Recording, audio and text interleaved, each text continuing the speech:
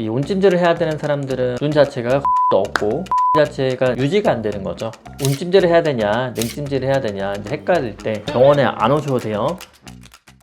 당신 눈에는 어떤 찜질이 맞는지 완벽히 정리를 해드리겠습니다. 일단 제일 빈도가 많은 거를 설명을 드릴게요. 우리가 이제 건조증이 있을 때 우리가 이거를 분류하는 게 이 사람이 왜 건조증이 생겼을까를 분류를 해야 돼요. 이 온찜질을 해야 되는 사람들은 눈물 자체가 이제 유지가 안 되는 거죠. 기름이 부족하면 증발이 많잖아요. 건조증이란 거는 물을 많게 해주던가 아니면은 물이 유지가 잘 되던가 이런 걸 만들어야 되기 때문에 수단적인 측면에 봤을 때는 온찜질을 하시는 게 맞아요. 그래서 기본적으로는 이제 온찜질 베이스로 가는 게 맞고 그럴 때만 건조한 게 아니라 어렸을 때부터 예를 들어서 이제 알러지가 있는 사람들이 있어요. 그런 사람들은 이제 매번 가렵고 오히려 알러지가 있는 사람들은 처음에는 가렵고 건조하고 불편한 게 있는데 초기에는 가려운 증상을 더 많이 느껴요.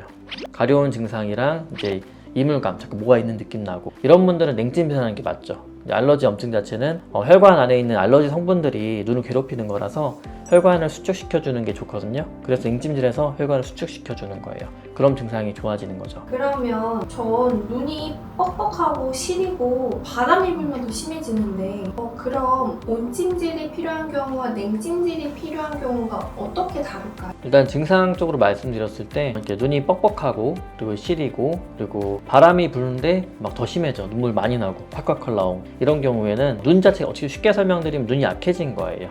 외부 자극에 눈이 취약하다 이렇게 볼 수 있고 그런 경우에는 이제 마이범생이 막혀가지고 이제 기름이 안 나와서 이제 눈물이 증발되는 경우가 많겠죠.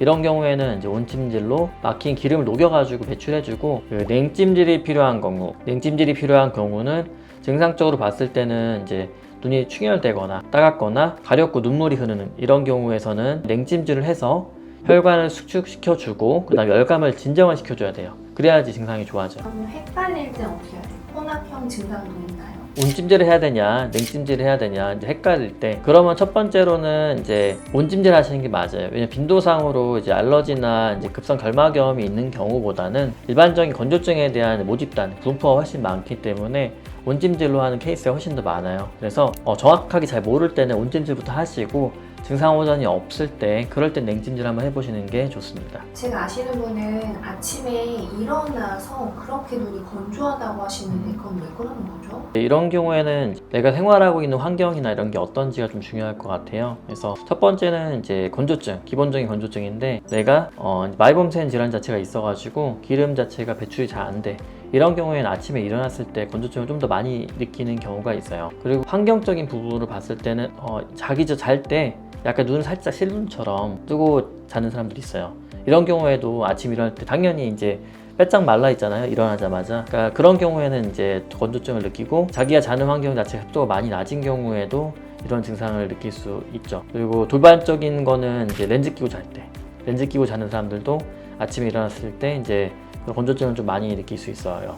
그러면 온찜질, 냉찜질 잘 하면 병원에 가지 않아도 되는 건가요? 어떨 때 꼭 병원에 가야 돼요?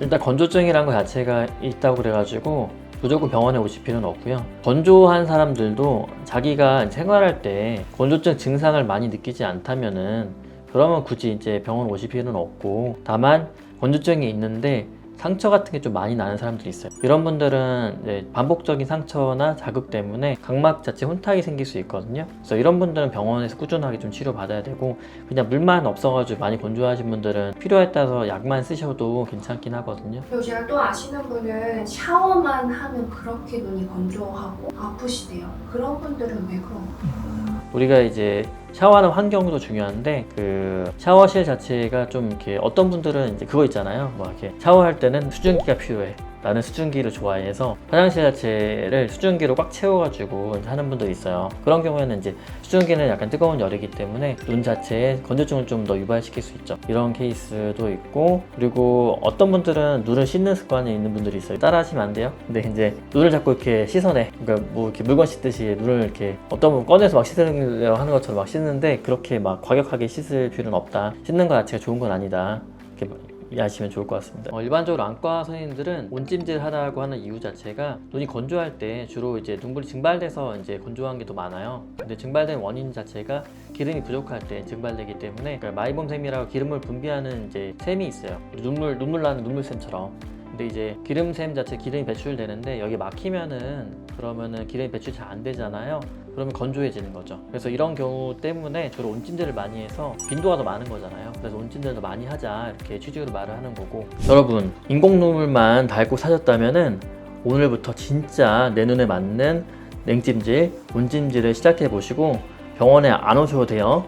아래 고정 댓글 확인하시면은 안구 건조증 자가진단 체크리스트가 있어가지고 한번 해보시면 좋을 것 같고요. 다음 영상에서는 꼭 병원에 와야 되는 안구 건조증에 대해서 알려드릴게요. 영상 알림 설정 해두시고요.